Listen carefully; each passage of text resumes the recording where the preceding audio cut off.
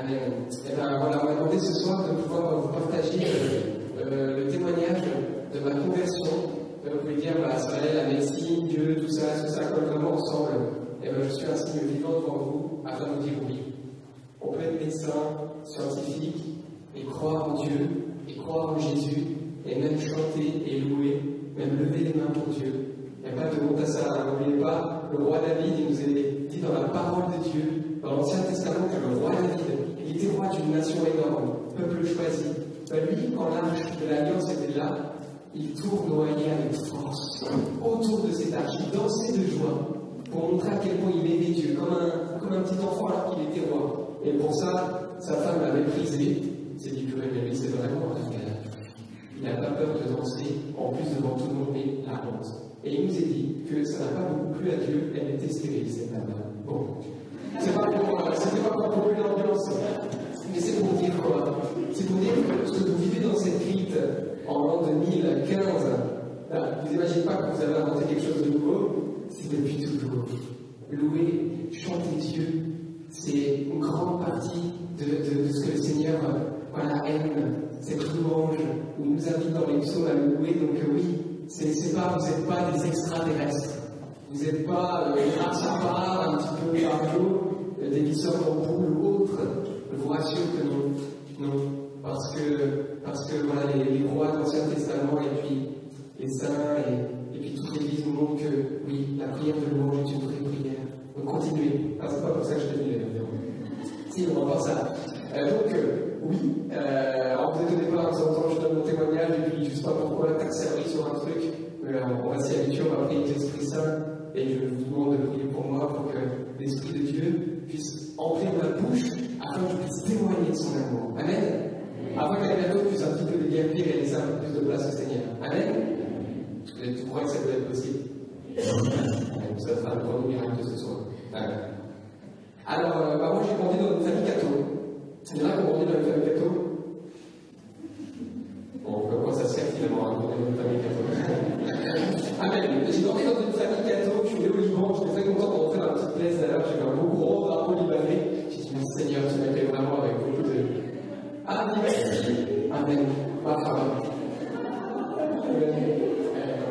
Le Seigneur, je ne suis pas dépaysé. Et puis nous, on vient de parler de la petite Thérèse, j'ai une belle statue de Thérèse au fond, le soir c'est chez moi, donc c'est parfait. Et donc voilà, à la base je suis né au Liban, et à cause de la guerre, je suis venu ici, on avait tout perdu, plus de maison, plus rien. Et j'ai grandi ici, je suis venu à l'âge de 2 ans et demi. Donc la France, c'est vraiment pour moi cette patrie, ce pays qui m'a accueilli, où j'ai pu grandir. Et puis voilà, j'ai grandi dans une foi chrétienne, baptisée, première communion, profession de foi, et j'ai fait aussi ma confirmation. Mais finalement, j'avais entendu beaucoup de choses sur Jésus, qui nous aide, tout ça. Mais finalement, j'avais jamais vraiment expérimenté son amour, fait la rencontre avec Jésus. N'oubliez pas que la foi chrétienne n'est pas simplement quelque chose qu'on reçoit dans notre intelligence. Certes, oui, et c'est bien, et c'est bon. Mais la vérité, la vraie foi chrétienne, c'est la rencontre, comme dit le pape, avec Jésus-Christ, ressuscité, mort et ressuscité. C'est la rencontre. Cette rencontre, je ne l'avais pas fait. Et il se trouve que j'ai grandi, je suis arrivé collège, lycée, puis moi j'étais plutôt des premiers de la classe, vous voyez, genre la science, bien bossé, dans les meilleurs, tout ça, et puis tout ça marchait bien, voilà. Mais le truc, c'est que finalement Dieu, de moins en moins, et à tel point que j'ai plus besoin de lui du tout. Je me dis, moi, j'ai mon cerveau, j'ai des amis, j'ai des bonnes notes, c'est bon, ça me suffit, je suis heureux dans ma vie, j'ai besoin de personne. Ça, c'était l'Alberto, il y a encore pas si longtemps, d'un peu plus de 8 ans. Voilà. Et je suis arrivé en médecine, et puis là j'ai eu ma première année, je suis rentré vite dans les études médicales, et là je peux vous dire qu'en médecine, ça va un petit peu, les soirées de médecine, les choses de médecine, c'est pas toujours très honorable. Et voilà, je suis rentré là-dedans à plein courant, et puis c'est pareil, encensé un petit peu à droite à gauche par les médecins, parce que les bonnes réussites, c'était dans les meilleurs de la promo, tout ça. Et puis voilà, j'étais dans ce monde où finalement, vous savez, ce qu'on nous dit, c'est bien d'avoir un bon statut social, d'avoir des amis, de l'argent, d'être bien vu, de plaire, d'être une bonne place, voilà tout ça. Et bien il se trouve que tout ça, je l'avais. Et ce que je ne savais pas, et pourtant si, parce que je me rendais compte qu'au fond, c'était bien, mais je voulais toujours plus de succès, plus de gloire des hommes, et j'étais au fond finalement jamais rassasié. Mais je continuais de médecine, je commençais à me sentir mal. Je ne savais pas ce que j'avais. Je commençais à avoir des symptômes dans mon corps que je ne comprenais pas trop. Et puis, je cogitais, je me disais, mais qu'est-ce qui m'arrive? Après, on a commencé la partie d'examen, les prises de sang, les imageries, les scanners, IRM et compagnie. Puis finalement, on s'est rendu compte que j'avais un problème, probablement un problème au niveau de la thyroïde. Une glande qui est à la base du cou, une glande hormonale qui régule beaucoup de choses dans le corps, et il se trouve qu'elle déconnait et qu'elle n'était pas tout à fait normale. Et là, je peux vous dire que ça fait bizarre. Pour un jeune de 20 ans, pas à peine 20 ans, pas encore 20 ans, en 3e année de médecine, qui pense qu'il va vivre éternellement, que tout va lui sourire, du jour au lendemain, on te dit, en fait, t'es peut-être malade. Et bien là, ça a été pour moi une gifle, une vraie baffe. Je me suis dit, mais comment ça? On me dit qu'il faut bosser, je bosse, je fais plein de choses, je réussis, tout ça, et puis là, du jour au lendemain, on me dit, mais t'es malade, de toute façon, ça se trouve, on ne sait pas vers quoi ça peut mener, cette maladie, ça se trouve, voilà, la mort était présente, il y avait toutes ces choses. Je me suis dit, mais à quoi bon vivre? À quoi ça sert de vivre? Je me fatigue pour bosser, et puis du jour au lendemain, de toute façon, je vais crever. Je me fatigue à bosser pour soigner des personnes, puis de toute façon, on va aussi mourir. Au final, à quoi ça sert? Et j'ai commencé vraiment à me poser des questions, dire, mais purée, mais si la vie, c'est juste manger, boire, dormir et mourir, mais à quoi bon vivre? Si on vit juste pour passer des bons moments, mais qu'au final, on n'emportera jamais avec nous, si on ne vivra plus toutes ces belles choses, parce que tout ça c'est juste éphémère, et un jour ça disparaîtra, et puis on finira rongi par les vers, si c'est ça la vie. Mais alors finalement, mais à quoi ça sert? Et j'ai commencé à me poser des questions, à me dire, mais c'est pas possible quoi. Et j'ai commencé à m'enfoncer, etc. On continuait les papiers d'examen, puis la médecine ne pouvait pas faire grand-chose pour ce problème-là, à cette époque-là. Et du coup, j'ai commencé à m'enfoncer. J'avais vraiment mal, je continuais à bosser, je continuais à avoir des bonnes notes, mais j'étais vraiment mal. Et puis, mes parents eux, priaient pour moi. Ils continuaient à prier, ils disaient au Seigneur, pour moi, Seigneur, fais qu'il te rencontre. On n'en peut plus, on ne veut pas qu'il meure sous nos yeux. Et, sauf que mon père, un jour vient, c'était dans la période de Noël, il me dit, bon, Alberto, on ne peut plus voir souffrir. Je sais que tu ne crois pas trop à Dieu, tout ça, c'est pas trop ton truc. Je lui dis, oui, c'est clair. C'est clair, voilà. Il me dit, mais si tu veux, fais-moi plaisir. J'ai pris 2 billets pour un lieu de pèlerinage en Bosnie. Un lieu où on dit que la Sainte Vierge apparaît. Est-ce que tu ne voudrais pas venir avec moi? Notre ami, quelle était la réponse? Ah, qui a dit oui? C'est bien, j'espère contre toute espérance. Et malheureusement, à cette époque, j'ai dit non. Et tu vas voir que ton espérance n'est pas vaine, tu vas écouter la suite de l'histoire. J'ai dit non, t'as pris le billet, mais c'est très bien, papa, tu vas pouvoir y aller avec maman. Et puis, un couple, ils vont partir ensemble, c'est parfait. Et puis, mon père n'avait pas pris d'assurance. Il s'est dit, si je ne prends pas d'assurance, il va fléchir. Parce que ça coûte quand même des sous, il va dire oui. Puis j'ai dit quand même non. Et c'est vrai que peut-être mon père n'avait pas mis d'assurance sur le plan terrestre, mais il avait mis son assurance dans le Seigneur.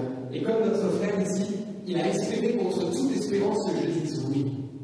Et il se trouve que le dernier jour, à la veille, où nous devions y aller, je ne sais pas ce qui m'est arrivé, mais je venais de moi vraiment têtu comme mule, vraiment mais nul. Vous savez que le Christ est venu sur une mule, c'est malade, donc ça peut servir. Mais en ce cas-là, j'étais vraiment têtu comme une mule, j'avais dit non, c'était non, et franchement, il n'y avait personne qui aurait pu me faire changer d'avis. Personne, sauf Dieu. Et il se trouve que la veille, je n'ai pas compris. Et à un moment donné, dans mon cœur, j'ai senti comme un appel fort. Quelque chose qui me disait, autant je ne voulais pas y aller, autant d'un coup, c'était comme un désir de faut que j'y aille. Et puis là, je me suis dit, mais, attends, réfléchissons, raisonnons un petit peu, parce que c'est vraiment raisonnant, quoi. Comment ça se fait que tu n'as pas envie d'y aller, tu es sûr, et maintenant tu es sûr que personne ne pourra t'empêcher d'y aller. Et là, je peux vous dire que c'était drôle. Parce que j'ai dit quand même, c'est fort. J'ai dit, bon, ok, je vais y aller, mon père n'est pas encore au courant, ça va lui faire un choc. Mais je pense que je vais y aller, puis on va voir s'il y a vraiment un Dieu. Et du coup, le soir, j'ai dit à papa, je dis, bon, papa, il dit oui, je pars avec toi. J'ai dit, je pars avec toi, j'ai décidé, j'ai pris mon sac, j'ai mis des gros bouquins de médecine, j'en ai pris 5 gros bons bouquins, parce que j'avais quelques examens, parce que vous savez, moi, prier, tout ça, c'était pas mon truc. Alors, je me suis dit, bon, quand ils vont prier, moi, ce que je voulais, de toute façon, c'était voir la bière, je voulais rien d'autre. Donc, prier, tout ça, c'était pas mon truc. Mais vous allez voir que les voies de Dieu sont les meilleures, parce qu'aujourd'hui, je suis là, et que j'ai fini, bientôt, je vais être thésé cette année, je vais avoir un doctorat. C'est vraiment grâce à Dieu, et grâce à ce Jésus que vous louez à plein poumon. Et c'est pour ça que je suis là aujourd'hui. Parce que je sais qu'au milieu de nous, certains d'entre vous peut-être vous désirer une rencontre plus forte avec lui, puis vous pour être un signe visible pour vous dire que oui, Jésus est vivant. Et oui, la vie a un sens énorme, le sens de l'amour de Dieu, le sens de cette vie éternelle, aujourd'hui déjà. Et ça, c'est énorme. Et quand on l'entend à notre âge, je peux vous dire, c'est pas les temples, les chars, c'est pas les médisances et les calomnies, c'est pas la haine des hommes, c'est pas les guerres, c'est pas toutes ces lois ignobles qu'on pourra voter contre la vie qui pourront arrêter une génération embrasée d'amour. Pour arrêter votre génération, la mienne, parce que je peux vous dire, ils étaient 12 pour embrasser le monde.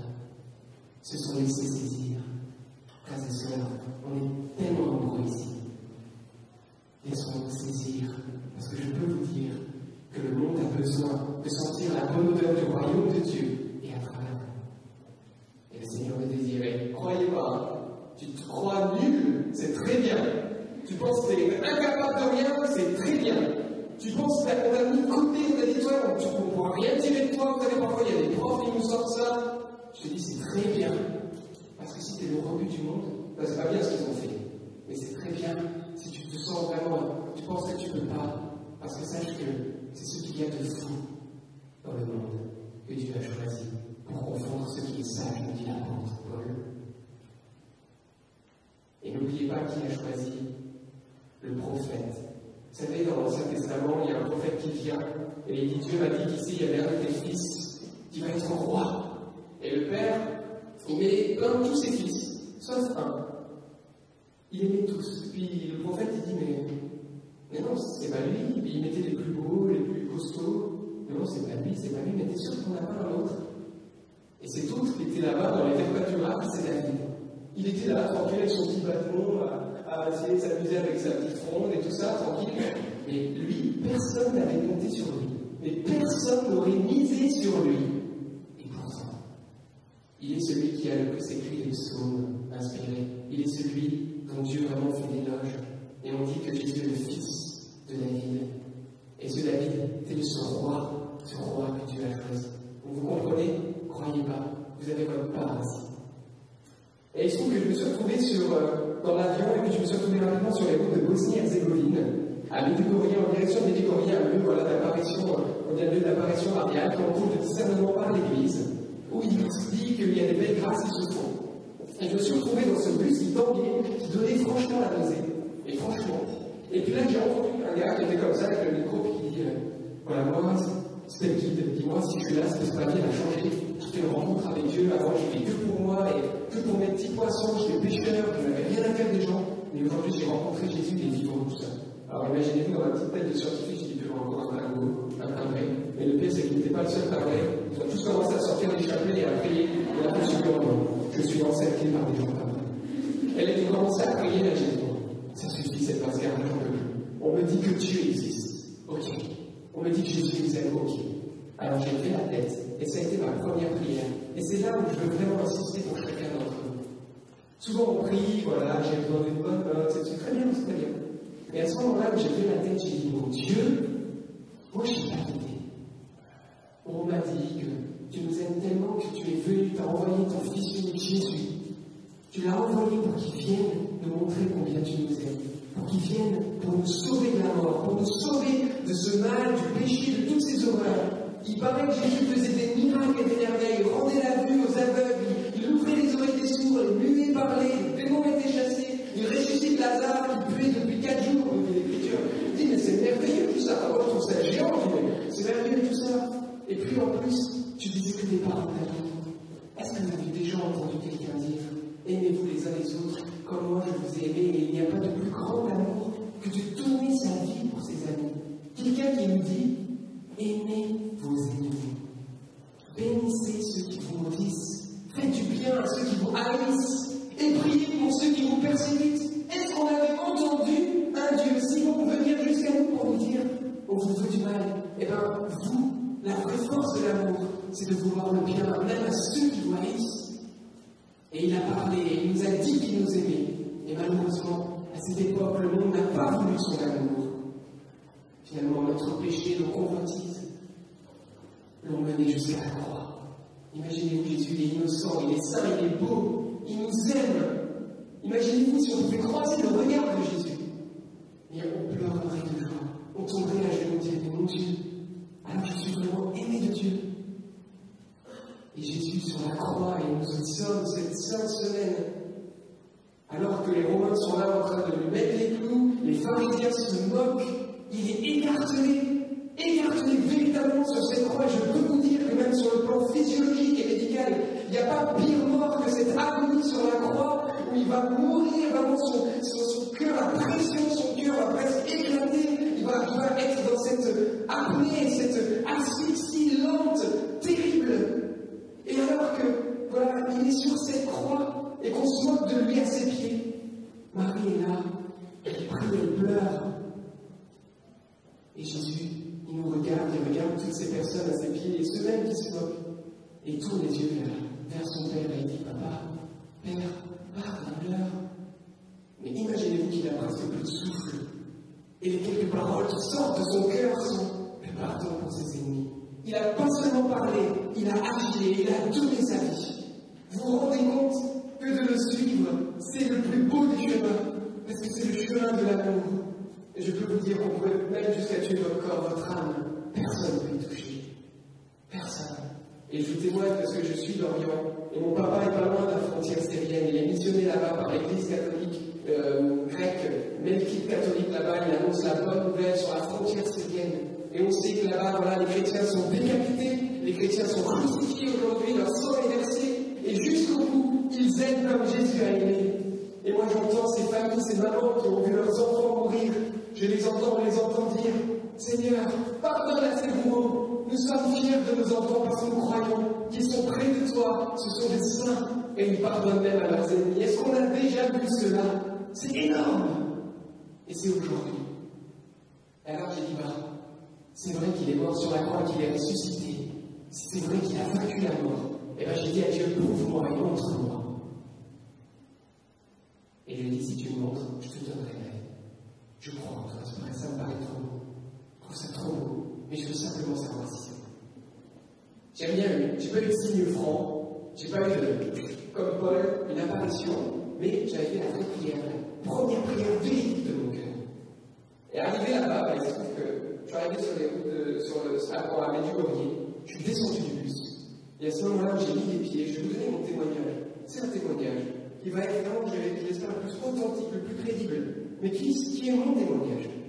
Et je vais vous dire ce que j'ai ressenti et comment j'ai vécu les choses. Je suis arrivé sur ce sol et là, j'ai senti vraiment comme un halo de paix, comme si j'étais pris dans les bras d'une maman.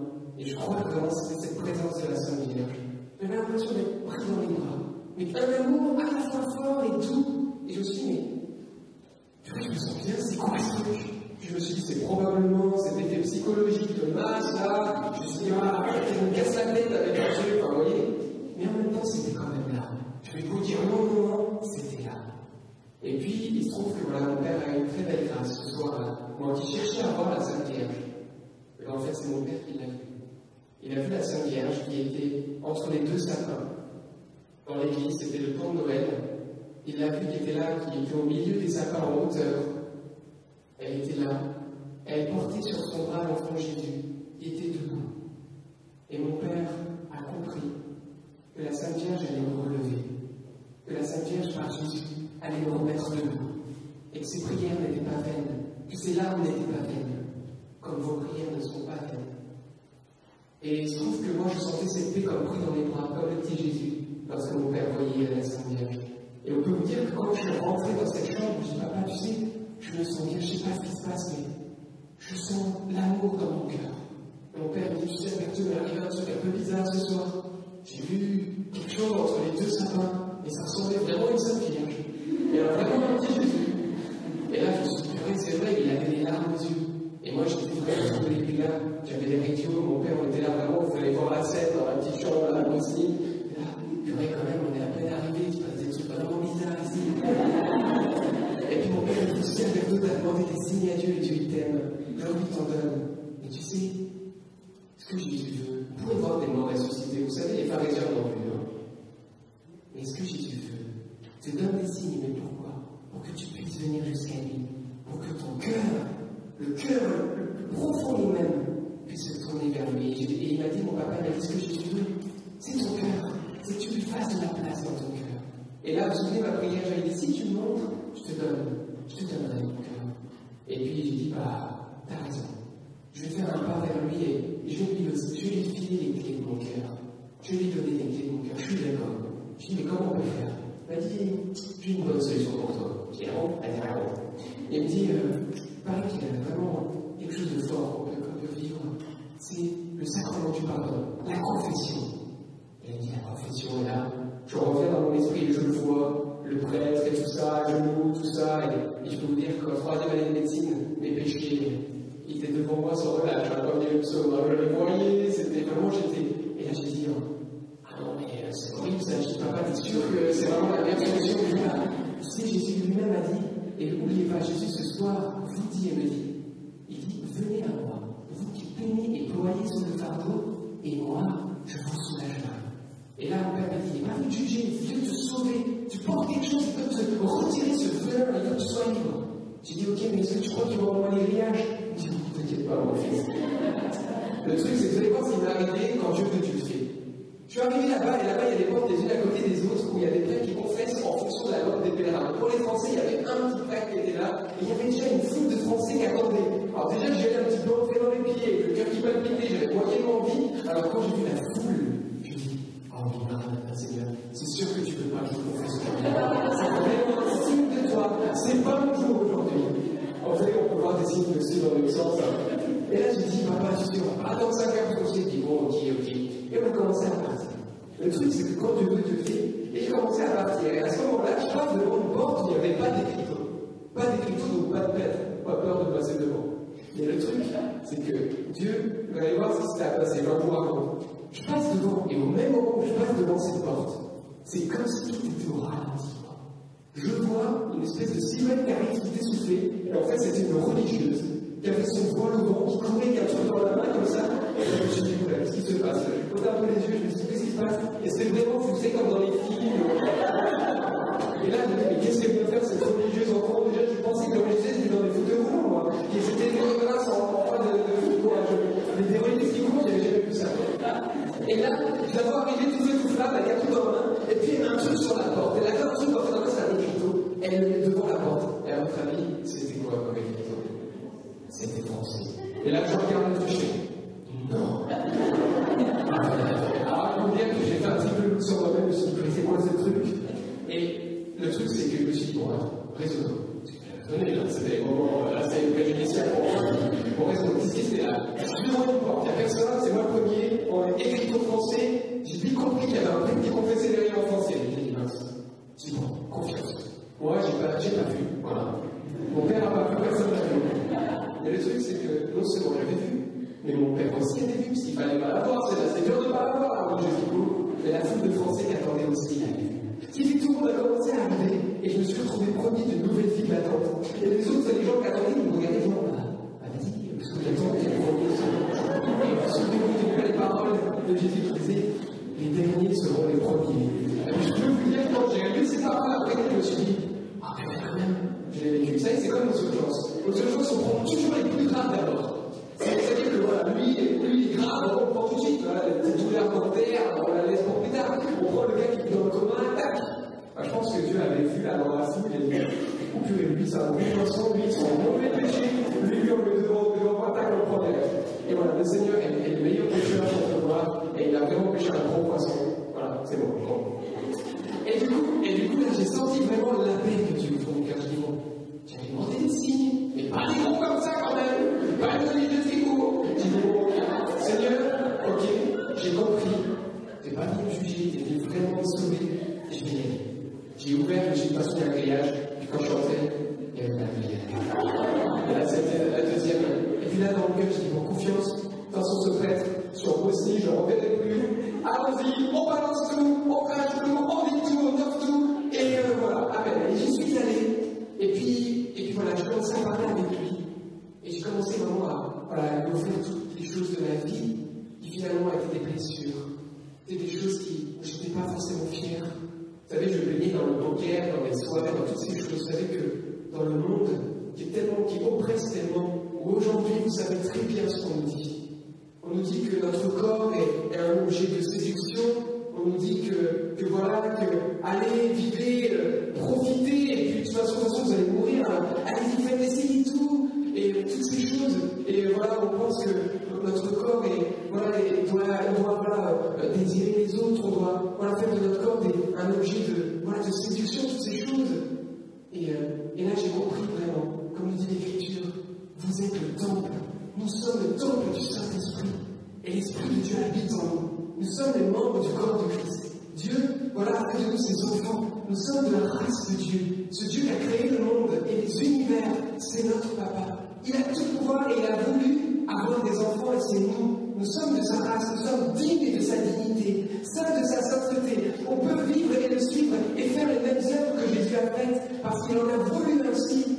Et aujourd'hui, le monde veut faire de nous des bovins, moins que des animaux. Pourtant, Jésus a dit combien l'homme vaut bien plus qu'une brebis ou qu'une petite vache. Et ils n'avaient pas entendu ça. Et le truc, c'est pour nous dire non, ne nous laissons pas happer par ce courant qui veut faire de nous des objets. Le contraire, relevons-nous. Parce que le Christ est mort pour qu'on soit debout, que notre génération soit debout, et que nous puissions marcher dans la sainteté, dans la pureté de Marie, dans la pureté du Christ, dans cette force. Et je peux vous dire que ce n'est pas un hasard. Et je peux vous dire que nos jeunes, et notre génération a soif de voir des jeunes qui n'ont pas peur, d'annoncer la bonne nouvelle et de dire non, moi je crois que l'homme a une dignité, je crois que l'homme est vraiment quelque chose de beau et que notre vie, notre corps est digne. Et moi je ne veux pas faire de mon corps une serpillière, je ne veux pas faire de ma vie quelque chose de tiède, je veux être avoir la vie la plus belle qui soit. Le monde a soif, et vous savez qu'il va passer par vous, par moi. Et aujourd'hui, le Seigneur appelle une génération en France. Vous êtes là, croyez-le, c'est parce que Jésus vous a appelé. Il vous a appelé, il vous a désiré. Et si vous êtes là, c'est parce que lui vous a choisi. Et là, vous avez été semés dans votre vie. Le Seigneur vous dit, brillez comme des étoiles dans ces ténèbres. Brillez. Vous êtes la lumière du monde. Vous êtes le sel de cette terre. Ne laissez pas le monde vous affadir. Ne mettez pas la lumière de votre vie sous poisson. Ne laissez pas le monde éteindre cette flamme. Je vous le dis comme un frère. Peut-être un grand frère qui avait le plus âgé. Petit frère. Mais c'est véritable. Vous savez, c'est un enjeu énorme. Il en va de la vie et de la mort. De la mort de beaucoup. Je les vois, les jeunes scarifiés, pendus, toutes ces choses horribles. Moi, je les vois avec mes yeux, c'est mon rôle. Tous les jours, je vois, j'essaie de sauver des vies, et je me rends compte de la souffrance de notre société. Aujourd'hui, vous êtes les enfants de Dieu, vous êtes les chrétiens d'aujourd'hui et les chrétiens de demain. Nous bâtissons le royaume de Dieu. Et c'est beau. Comprenons cela, c'est si grand, c'est si fort. Et vous savez, tout ça, je ne savais pas. Moi, j'étais dans ma petite salle de confession à l'époque, rien à faire des autres, j'avais déjà souci de parler moi-même. Et voilà, j'ai dit toutes ces choses, tous ces péchés, toutes ces choses qui avaient blessé Dieu, blessé mon prochain.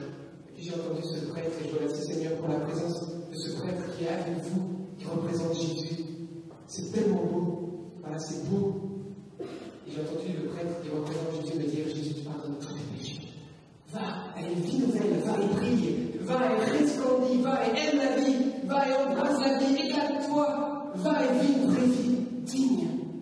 Tu peux tout faire, mais respecte ton prochain, respecte-toi, vis avec Dieu. Et alors, je peux vous dire que je suis sorti de cette confession, je pleurais comme un bébé, je pleurais. Mais comme j'ai jamais eu le droit à pleurer, peut-être si, j'ai pleuré encore, je sais plus. Mais j'avais pleuré là, mes larmes coulaient. J'ai ouvert la porte du confessionnal, il n'y avait plus personne. J'avais le nez qui coulait, c'était vraiment. Et là, mon père a dû me voir sortir, s'est dit, qu'est-ce qui lui arrive encore à celui-là? Et là, c'était vraiment le plus beau jour de ma vie. Je faisais la rencontre avec Jésus, avec l'amour de Dieu. Et là-bas, voilà, j'ai entendu parler de la puissance de l'Esprit Saint, des caprices de l'Esprit que Dieu donne. N'oubliez pas qu'a dit Pierre le jour de la Pentecôte, lorsque les apôtres, n'oubliez pas sur qui l'Église, l'Église n'est pas tombée comme ça, hein. Jésus est venu, il a institué les apôtres. Paul qui a prêché, notamment surtout aux païens, Pierre qui a institué l'Église. Donc nous sommes aujourd'hui notre sainte et mère Église catholique. Et bien, lisez les Écritures, imprégnez-vous les Écritures, suivez l'enseignement de l'Église, écoutez notre Saint-Père parler parce que véritablement c'est la vérité. Et qu'est-ce qui s'est passé à la Pentecôte? Ils étaient remplis d'Esprit Saint. À un moment donné, ce Pierre qui tremble et qui a honte de Jésus se retrouve embrasé par la force de l'Esprit Saint. C'est une vérité. L'Esprit Saint, c'est pas vous, hein. C'est une personne. C'est la troisième personne de la Trinité qui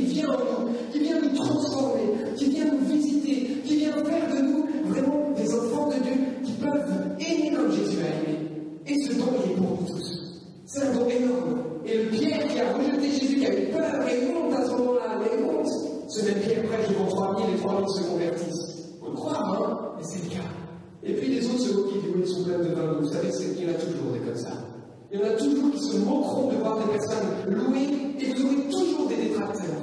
Il y aura toujours des personnes qui voudront médire au lieu de venir voir et comprendre. Mais c'est pas grave. Restez dans cette église. Restez voilà proche et vivez ce que vous avez à vivre parce que c'est vraiment de Dieu ce que vous vivez. Et je vous le dis en son nom, c'est beau parce que vous êtes rares. Vous savez, vous êtes rares et Jésus a besoin de vous. C'est trop grand et c'est trop beau. Et moi, je remercie Seigneur pour le prêtre qui est là et qui a ce devoir, ce rôle de prendre soin de vous et de chanter, de vivre avec vous, de vous aimer, d'être là. C'est beau. Et moi, je suis tellement heureux de vous voir. Et croyez pas que c'est tellement important. Je trouve ça tellement beau. Et Jésus a besoin de vous, il compte sur vous. Vivez les grâces et les dons que l'Esprit vous donne. Dans le discernement, oui, mais dans la liberté de l'Esprit. Et n'oubliez pas ce que nous dit la parole de Dieu dans 1 Thessaloniciens 5. N'éteignez pas l'Esprit, ne dépréciez pas les dons de prophétie. Et vérifiez tout. Ce qui est bon, gardez-le. Et gardez-vous de toute espèce de mal. Mais laissons jaillir les forces de l'Esprit. Laissons-le jaillir. Parce que notre société meurt aujourd'hui. Et le Seigneur a besoin de nous. Je ne vais pas rester trop longtemps parce que le Seigneur a de belles choses à vous dire. Mais ce qui s'est passé, c'est que voilà, je suis revenu sur le pèlerinage, ma mère a rien compris, elle a vu un mort partir, un vivant revenu. J'étais là, je dis non, Jésus existe, il est vraiment vivant, il nous aime. Et toute ma famille a été, voilà, on a vécu quelque chose de très fort en famille, et puis on s'est rencontré avec d'autres jeunes. On a vraiment vécu cette effusion de l'Esprit et le Seigneur nous a ouvert les portes de l'Église. Et pour cette belle mission, où notre évêque nous missionne par une lettre de mission, et on voit les merveilles de Dieu partout. Des personnes qui sont touchées par l'Esprit du Seigneur. On a bien entendu parler, vous savez, Jésus proclamait la bonne nouvelle et guérissait les malades. On a vu des témoignages de guérison. Pendant des témoignages, des personnes sourdes, encore dernièrement, apparition d'une oreille qui entendait instantanément. Les signes, les signes, vous savez, ne sont pas révolus. Le Christ n'a pas changé. Il vient apporter cette bonne nouvelle dans cette force de la parole et la compassion des personnes malades. La force de l'Esprit. Et tout ça, croyez pas, c'est dans l'Église catholique. Et alors aujourd'hui, voilà, si on est là, c'est parce que aujourd'hui, le Seigneur voilà, nous a appelés et comme il vous appelle. Et c'est pour ça que nous sommes là, parce qu'on veut vous dire, avec vous, on prie. Et notre temps est un temps particulier, où le Seigneur a besoin de chacun de nous. Réfléchissons bien. Sur quelle structure allons-nous bâtir notre vie?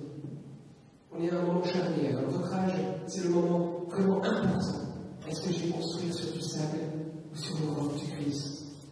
Est-ce que je suis prêt à renoncer à des choses qui finalement me font du mal pour suivre la voie du Père, même si ça peut parfois coûter? Ça, il n'y a que vous qui pourrez le dire. Vous êtes libre, Dieu vous aime, il vous laissera libre toujours. Et moi, ça fait 8 ans que je lui ai donné ma vie, et pas un jour où j'ai regretté. Et vous savez, j'ai donné des petits témoignages, parce que c'est chouette, des témoignages. Un jour, le Seigneur m'a dit, vous savez, c'est bien d'annoncer la bonne nouvelle, mais je veux que vous ayez vers les pauvres. Annoncez-leur l'évangile, l'OSDF, vous savez, ceux qui viennent à peine en les regardant à la sortie. Aimez-les, évangélisez-les, annoncez-leur qu'ils sont aimés. Et puis un jour, le Seigneur, voilà, vous a dit, on y va. Et puis on y est allé, on avait fait quelques petites économies, des petits repas, puis on est allé dans la rue. Et puis on y est allé, on était bien organisé, quelques-uns, il y avait 2 par 2, les autres priaient. Et puis un jour, on rencontre un homme, il s'appelle Charlie, qui était là avec un gros chien, un peu farouche. On y allait, on était là avec un autre gars, forcément costaud, on est tous costauds dans le groupe.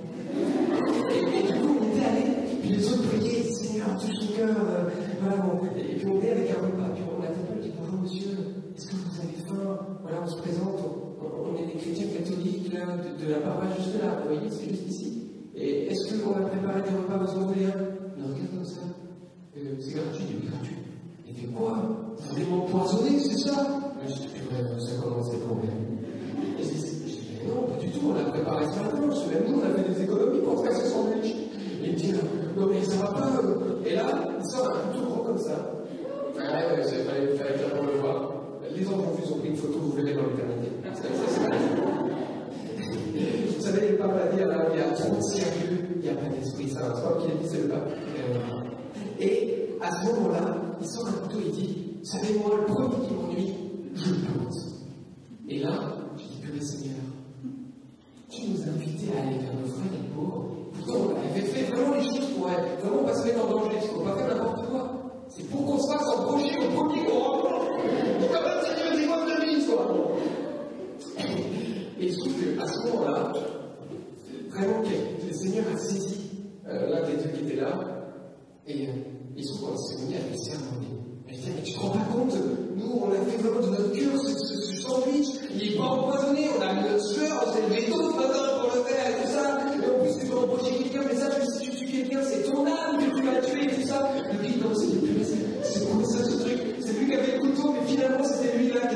m'ont agressé, quoi. Une belle agression, hein. C'était l'esprit qui. Et à ce moment-là, il a pris le sandwich, il l'a ouvert, il a croqué dedans. On lui dit, voilà, il dit, oh, c'est pas si mauvais. Ah, tu vois, bon. Il a mangé finalement, il dit, bon, merci. Puis après, il est parti, on lui dit, bon, on t'oublie pas, nous, tu sais ce qu'on va faire, on va prier pour toi. On va prier pour tes deux possibilités. Soit tu jettes ton couteau, soit tu le perds. Et purée, mais c'est qui ce jeune là? Il me sort, en plus, on pensait qu'il y avait que les témoins de Jéhovah et c'est dans la rue. Eh ben non. À quand le Seigneur avait poussé des gâteaux, comme vous. Oh, bah bon. À ce moment-là, on était parti, on avait prié pour lui tout le mois. Le mois d'après, on vient et puis étonnamment on le retrouve. Ben, sachez, la première chose qu'il nous a dit, cet homme-là, il s'appelle Charlie, il me dit, et vous vous souvenez du couteau? Ben, comment on se souvient pas du couteau? Il fallait derrière toi, et puis comme vous savez, il l'avait jeté. Il l'avait jeté. Et il avait trouvé d'autres personnes. Et vous savez, ce même Charlie, qui, je l'ai vu, parce qu'il était tellement malade qu'il vomissait du sang sur la route, cet homme-là, et pourtant jeune. Eh bien, il n'y a pas très longtemps, vous savez, ça fait 4-5 ans qu'on y va. Voilà, il y a plusieurs mois maintenant, ce même Charlie est venu avec sa canne, à une veillée de louange comme vous faites. Il est venu, il est monté sur l'estrade, il a pris une petite bougie, et il l'a mis devant Jésus, et il a donné sa vie au Seigneur. Et ce même Charlie, il va voir les autres, il leur dit, Jésus est vivant, venez voir, on vous dit. Et ce même Charlie avec sa canne, qui a un jour